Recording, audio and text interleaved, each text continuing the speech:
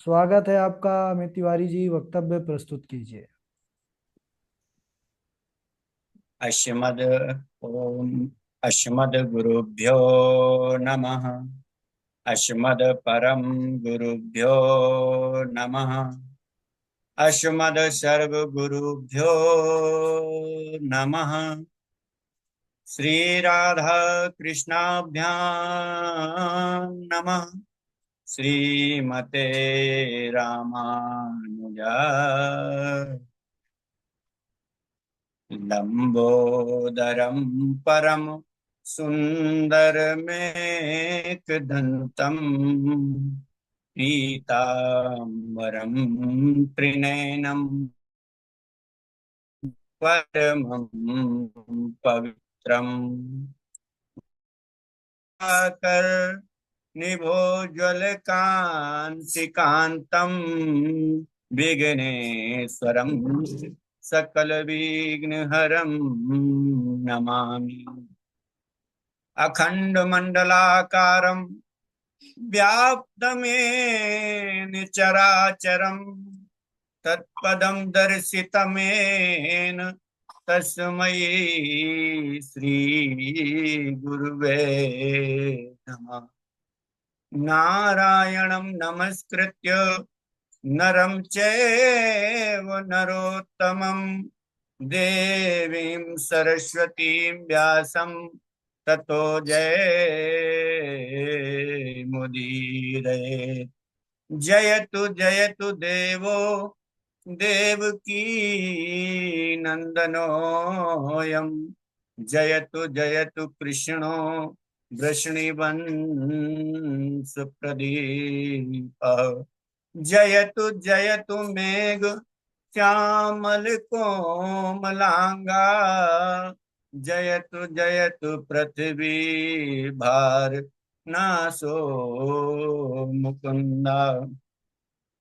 बर्हापीडं नटवर बपू कर्णयो कर्णिकारं बिभ्रदवासा कनककपिशं वैजयन्तीं च मालां।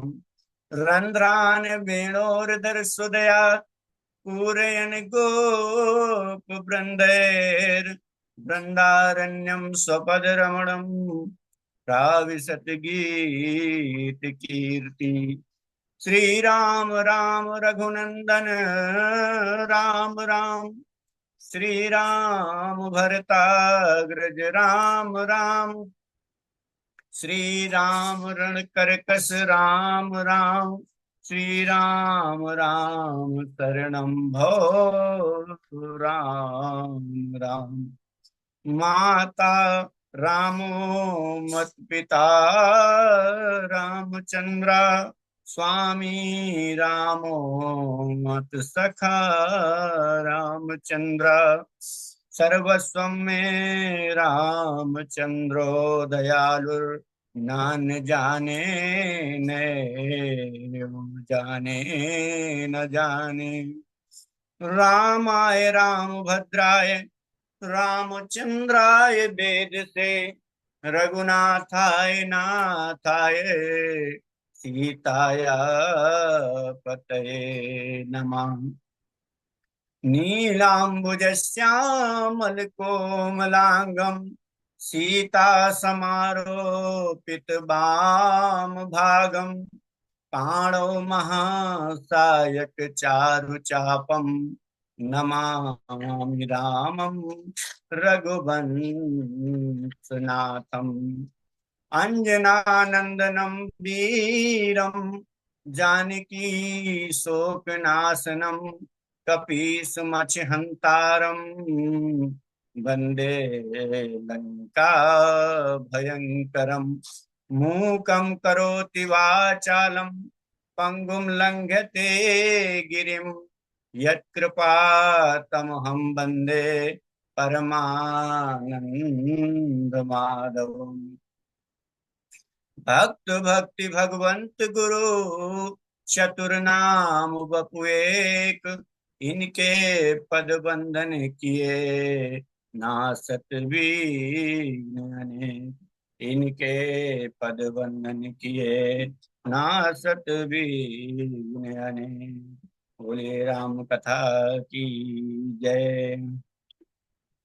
अखिल ही प्रत्ययिनी परमात्मा पुरुषोत्तम गुण गुण निलय कौशल्यानंदन पर ब्रह्म परम सौंदर्य माधुर्य लावण्य सुधा सिंधु परम आनंद रस सार सरोवर समद्भूत पंकज कौशल्यानंदन आनंद वर्धन अवध नरेंद्र नंदन श्री रघुनंदन विदेह वनश वैजयंती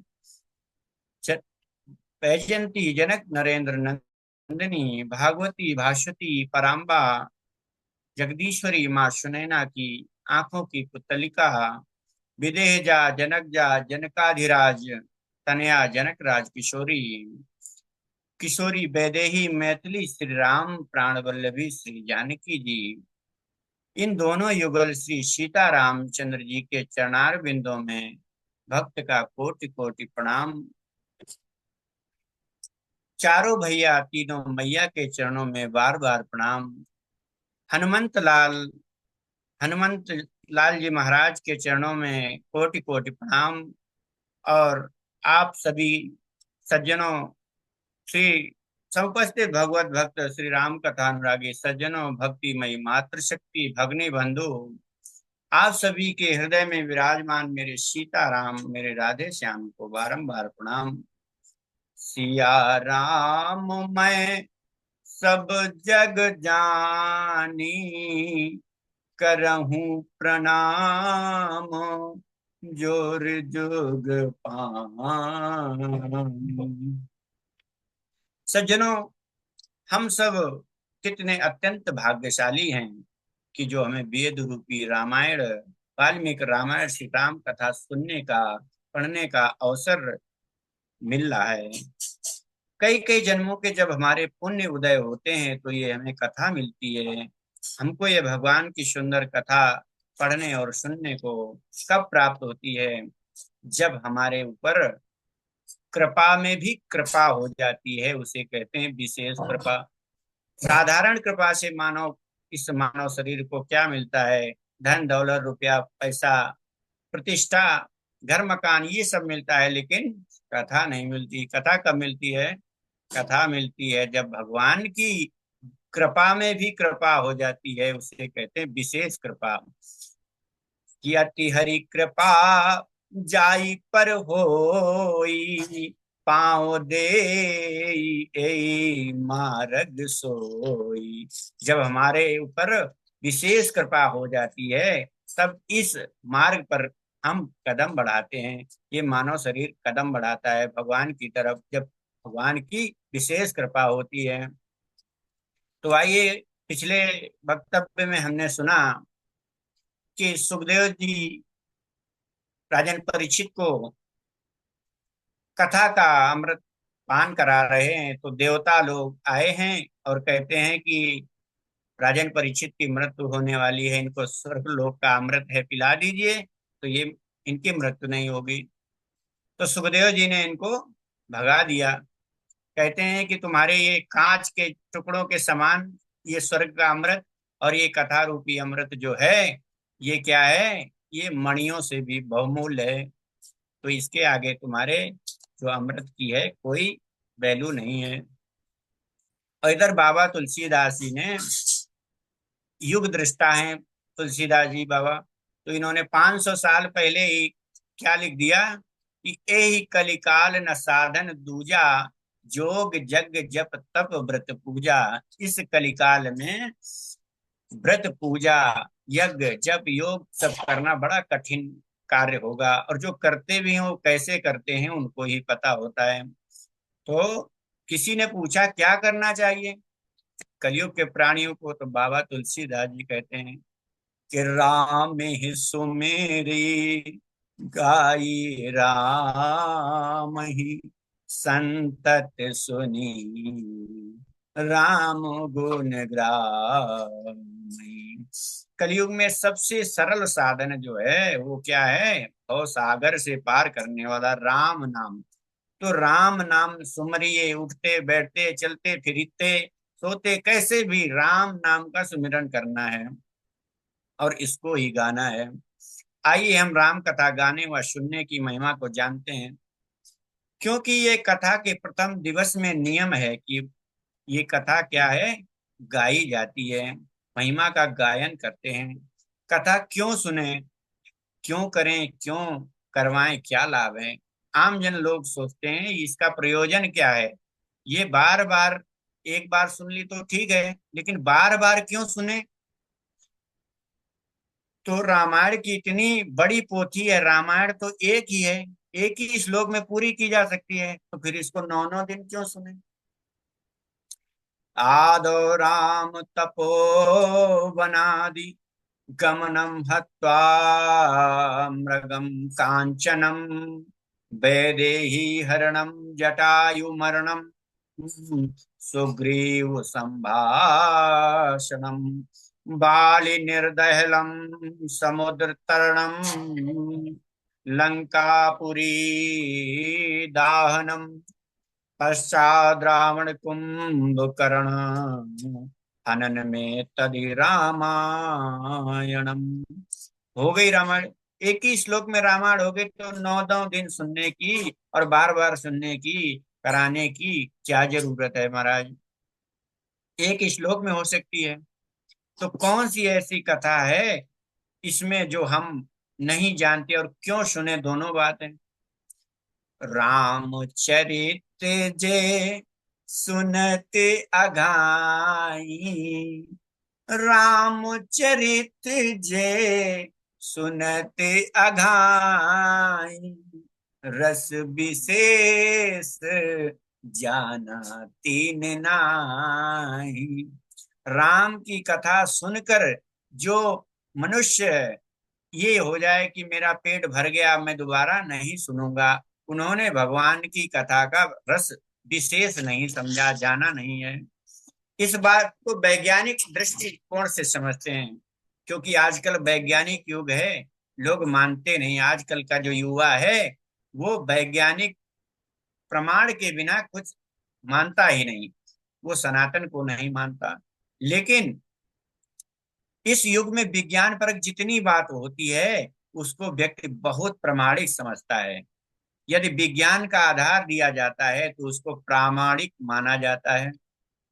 मानस में बाबा तुलसीदास जी ने मंगलाचरण में सबसे बड़े विज्ञानी को प्रणाम किया है कि वंदे विशुद्ध विज्ञानो कबीश्वर कपीश्वरो। यहाँ पर उन्होंने विज्ञानी बस नहीं, विशुद्ध विज्ञानी कहा है। विशुद्ध विज्ञानी आदि कवि वाल्मीकि जी हैं।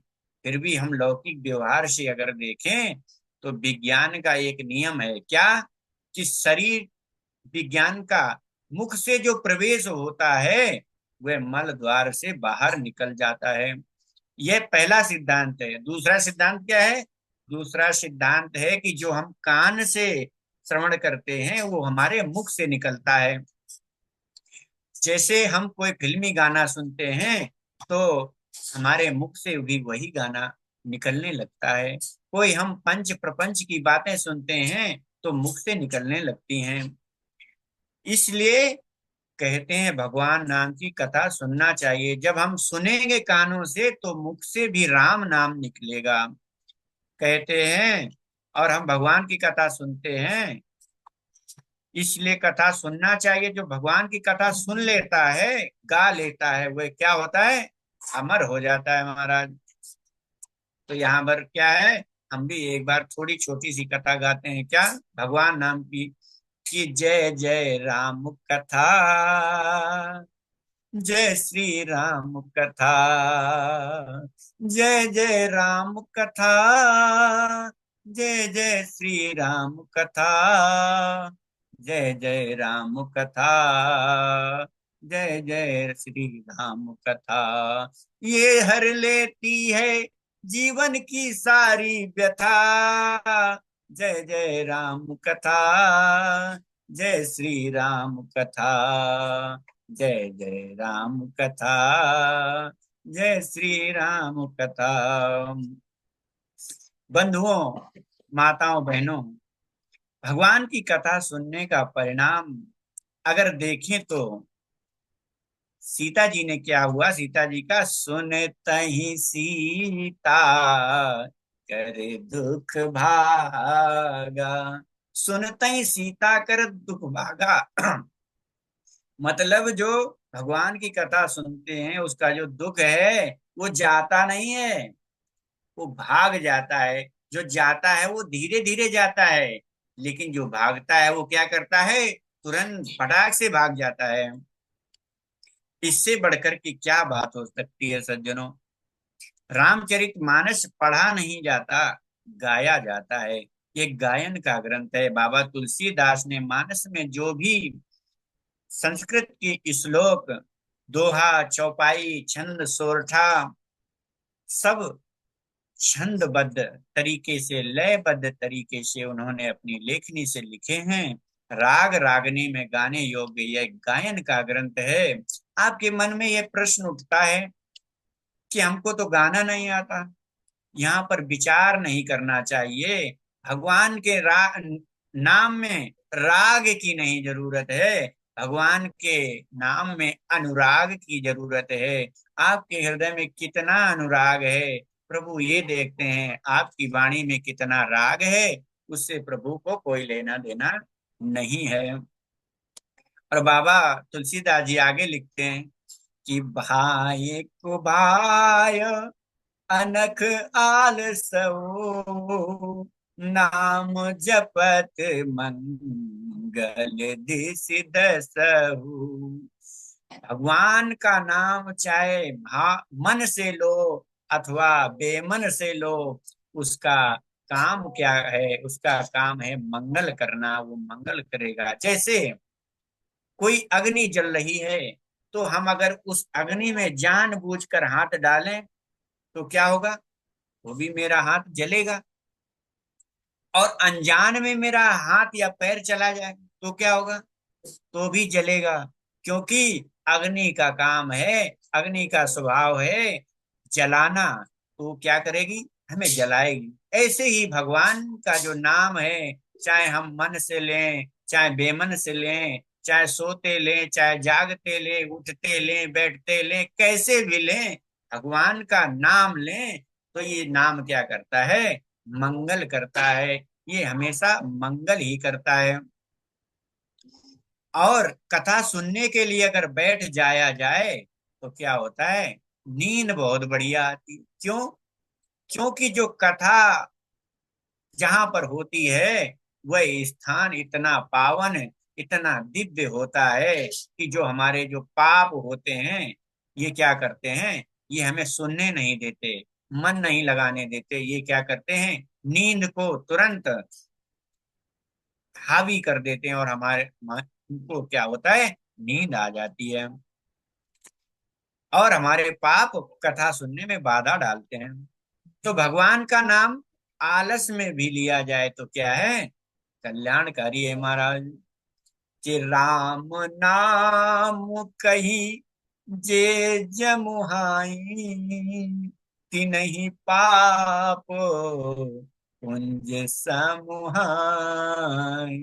राम राम कहता हुआ आदमी जो उबासी लेता है, उसके तरफ पाप कभी कदम भी नहीं बढ़ाते। नहीं सोते उठते बैठते जागते राम का नाम उच्चारण करना ही करना चाहिए। तन के मैल को धोने के लिए साबुन, सोडा, शैम्पू, फेस वॉश, जिन्हें क्या क्या ना चीजें लोग इस्तेमाल करते हैं, लेकिन मन को धोने के लिए कौन सा साबुन है, मन को धोने के लिए एक ही साबुन है, राम नाम। इस राम नाम के साबुन से सारा जो मन का मैल है पूरा साफ हो जाता है। इससे बड़ा कोई साधन नहीं है। आगे क्या लिखते हैं बाबा तुलसीदास जी कि रघुवंश भूषण चरित ये, नर कहीं सुनई जे गावई, कलिमल मनोमल धोई बिनु, सम राम धाम सिधावई। सत पंच चौपाई मनोहर, जान जो नर उर धरे, दारुण अविद्या पंच जनित विकार श्री रघुबर हरे। कहते हैं कि बाबा तुलसीदास जी क्या कह रहे हैं कि अगर भगवान की पांच चौपाई भी अगर किसी को मन में धारण करके पांच चौपाइयों का भी सुमिरन करता है तो उसको क्या होता है, भगवान प्रभु सारे विकार हर लेते हैं। उसके भी पांच, सारे रामचरित की बात ही क्या, जो पांच सात चौपाइयों को ही गा ले, समझ ले, उनका अर्थ धारण कर ले, उनके भी अविद्या यानी सारे क्लेश राम जी भगवान मेरे सब हर लेते हैं। तो इसलिए कथा हमें अवश्य सुननी चाहिए, गाना चाहिए। गृहस्थियों ने कहा ठीक है कथा सुन ले, लेकिन गाएं क्यों? सज्जनों, अगर हमारे मन में भी ये विचार उठ रहे हैं कि कथा गाएं क्यों, सुन तो ली, अब गाने की क्या जरूरत है, तो जिनके मन में ऐसा विचार आता है उनके लिए एक प्रमाण है क्या, कि दुनिया के सबसे बड़े गृहस्थी कौन है? बाबा शिव शंभु भोलेनाथ अविनाशी। इसलिए सबको गाना चाहिए। जब संसार के जो सबसे बड़े गृहस्थी हैं वो जब इस राम कथा को गाते हैं, सुनते हैं, तो हमें क्यों नहीं गाना चाहिए? कि गावत संतत शंभु भवानी, अरुघट संभव मुनि विज्ञानी। गावत संतत शंभु भवानी, अरुघट संभव मुनि विज्ञानी। भगवान शंकर और मैया पार्वती से बढ़कर इस संसार में गृहस्थी कोई नहीं है। तो उन्होंने भी इस कथा को गाया है। ये जो राम कथा है यह प्रारंभ होती है शिव कथा से। समान बुद्धि से विचार करेंगे तो ये बात सबके समझ में आने वाली नहीं है। क्यों?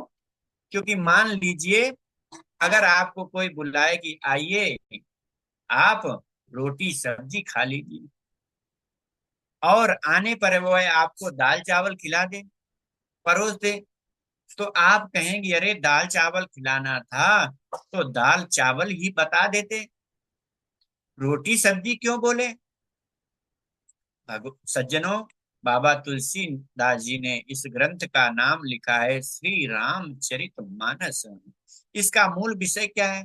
भगवान राम, प्रभु श्री राम, रामचरित मानस यही नाम, रामचरित मानस यही नाम, सुनत श्रवण पा वही विश्राम। जो इस कथा को श्रवण करता है उसको विश्राम मिल जाता है। संसार में सबके पास कुछ न कुछ तो है, लेकिन विश्राम किसी के पास नहीं है। मन को आराम नहीं है। इस भागम भाग जिंदगी में किसी को शांति नहीं है। तो मन में शांति होना ही यहाँ पर विश्राम कहा गया है। और मन में शांति कब होगी? जब भगवान की कथा सुनेंगे, भगवान की कथा की ओर हम अग्रसर होंगे, तभी हमें शांति इस जीव चराचर जगत से शांति मिलेगी। और विश्राम केवल भगवान राम की कथा से ही मिलने वाला है। अच्छा, अब एक और प्रश्न उठता है मन में, क्या कथा सुनने के बाद फल का परिणाम कब मिलेगा? क्योंकि लोगों को करने के पहले फल की चिंता पहले होती है कि फल मिलेगा भी कि नहीं मिलेगा। तो यह बिल्कुल भी नहीं सोचना है कि फल कब मिलेगा। जैसे कोई दवाई खाता है तो पूछता है कि फायदा कब मिलेगा, फायदा कब तक करेगी, तो उसी प्रकार ये कथा सुनेंगे तो उसका फल कब तक मिलेगा ये विचार नहीं करना है। क्योंकि कि मज्जन फल पेखी तत्काला, काग होई पीक बकहु मराला। तो ये भगवान की कथा तत्काल ही प्रसन्नता देने वाली है, विश्राम देने वाली है। इस कथा के प्रभाव से कौवा भी कोयल बन जाता है। बगुला भी हंस बन जाता है। ऐसा ही राम कथा का दिव्य प्रभाव है। तो ये रामचरितमानस का राम कथा है। राम कथा का मूल विषय है भगवान श्री राम और याज्ञवल्क्य ऋषि ने शिव कथा सुनाना प्रारंभ किया। क्या मन में जिज्ञासा हो सकती है कि भाई राम कथा में राम कथा सुनाओ, शिव कथा क्यों? तो इसका उत्तर देते हुए कहने लगे कि बिना शिव कथा सुनाए राम कथा में प्रवेश नहीं होगा। अगर उदाहरण के रूप में समझें तो जैसे किसी अच्छे विद्यालय पर अगर एडमिशन लिया जाए तो उसके लिए क्या होता है, एंट्रेंस एग्जाम होता है। एंट्रेंस एग्जाम क्यों होता है? कि आपकी क्वालिटी परखी जाती है कि आपके अंदर क्या क्वालिटी है, आप हमारे नाम स्कूल का नाम रोशन करने वाले हैं या नहीं हैं। तो उसको पास करना पड़ता है। उसके परिणाम से ये ज्ञात होता है कि आप उस लायक विद्यालय पर दाखिल होने की पात्रता रखते हैं कि नहीं रखते।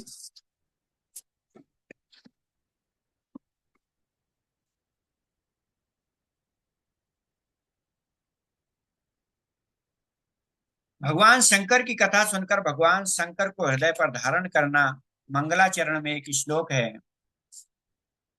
को हम समझते हैं, हमको भी पता चलेगा राम कथा का प्रवेश द्वार क्या है, राम कथा की प्रवेश परीक्षा क्या है।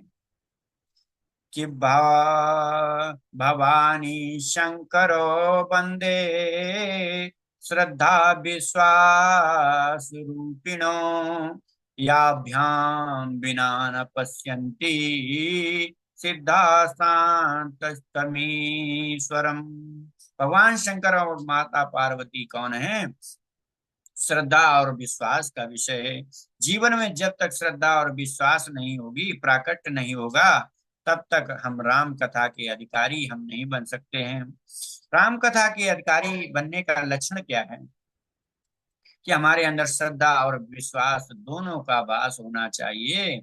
भगवान शंकर और मैया पार्वती की कथा प्रारंभ में इसीलिए गाई गई है कि बिना श्रद्धा और विश्वास के हम कथा राम कथा में प्रवेश नहीं कर सकते।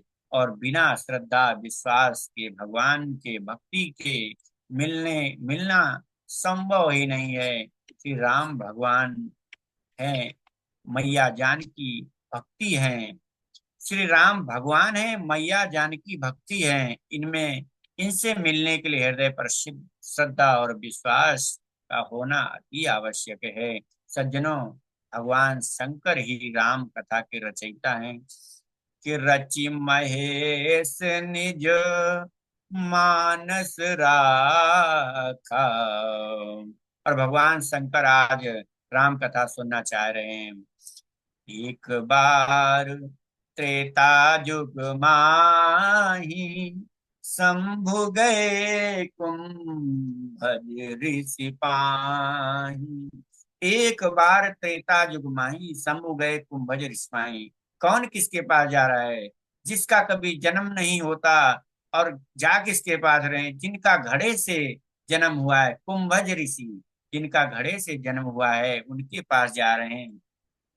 असंग सती जग जननी भवानी पूजे ऋषि अखिलेश्वर जानी। संग सती, माता सती को साथ में ले जा रहे हैं। और कौन? ऋषि जो कुंभज ऋषि हैं, वो माता सती और भगवान शंकर को प्रणाम कर रहे हैं। राम कथा मुनि बरज बखानी सुनि महेश परम सुख मानी। राम कथा सुन जब वर्णन किया कुंभज ऋषि ने, तो सुनि महेश परम सुख मानी, भगवान शंकर ने बड़ा ही सुख माना है। और एक बात यहाँ पर फिर से ध्यान देने की है कि यहाँ फिर से कथा सुनने की महिमा है। भगवान शंकर मुनि से कथा सुनी और सुख नहीं, परम सुख उनको प्राप्त हुआ। तो यह भगवान की कथा परम सुख प्रदान करने वाली है। जितना इसको सुनो, जितना इसको सुनो कम है। इस संसार में सबसे कठिन है सुनना। आजकल कोई किसी की सुनना नहीं चाहता। भगवान अर्जुन भगवान कृष्ण ने गीता में अर्जुन का पहला एक पूरा अध्याय अर्जुन से पहले सुना है। उसके बाद 17 अध्याय अर्जुन को सुना दिए। आजकल कोई किसी की सुनने को राजी नहीं है। घर में जाओ तो बीवी राजी नहीं, बच्चे राजी नहीं, सब अपनी अपनी सुनाने के लिए बैठे हैं, कोई सुनने के लिए नहीं है। जो नहीं सुनता उसको सुख नहीं मिलता। जो नहीं सुने वह सब देव रह गए। जिन्होंने कथा नहीं सुन पाई वह देवता योनि में रहे। तो लेकिन सब देवता ही रह गए, जिन्होंने कथा सुन ली वह देवों के देव महादेव हो गए। बंधु माताओं, जो कथा सुनता है वह परम सुख को प्राप्त करता है। इसलिए सभी को राम कथा जरूर सुननी चाहिए और कथा में जरूर जाना चाहिए। सारे काम धंधे छोड़कर भगवान के नाम का सुमिरन करना चाहिए। उठते बैठते सोते जागते कैसे भी बने भगवान का नाम लेना चाहिए। आज अपनी वाणी को यहीं पर विराम देना चाहेंगे। जय जय श्री राधे, जय जय श्री श्याम। राधे राधे गुरुदेव, प्रणाम।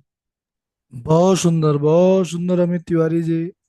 ठाकुर जी कृपा हमेशा आपके ऊपर बनी रहे। बहुत अच्छा आपने बोला, बहुत अच्छा। अब हमारे वाजपेयी जी हैं और गुरुदेव डॉक्टर भी साहब हैं। आपका आशीर्वाद है और अमित आपकी जी, कृपा है, सब हरि बोल, सब कुछ हरि नहीं। अमित बोल, जी आपने बिल्कुल हरि बोल लहजा भैया। बताई और बहुत बहुत सुंदर हरी अपने सुंदर। बोल धुन दादाजी, गाते दादाजी चले गए। बहुत प्रणाम, हरी सुंदर रहा बोल, आपका। बहुत हाँ, बहुत धन्यवाद आपका। आप सबका आशीर्वाद है, जो कि मैं इतना ये कुछ वहाँ बोल जो है पाया नहीं तो वेशभूषा के भी नंबर मेरे में होंगे ऐसा भैया। कुछ विशेष नहीं है। हाँ दादाजी। हाँ,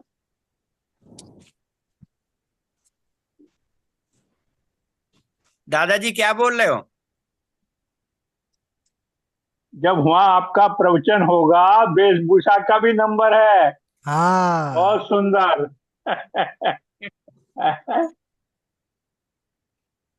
बहुत बढ़िया। बहुत सुंदर।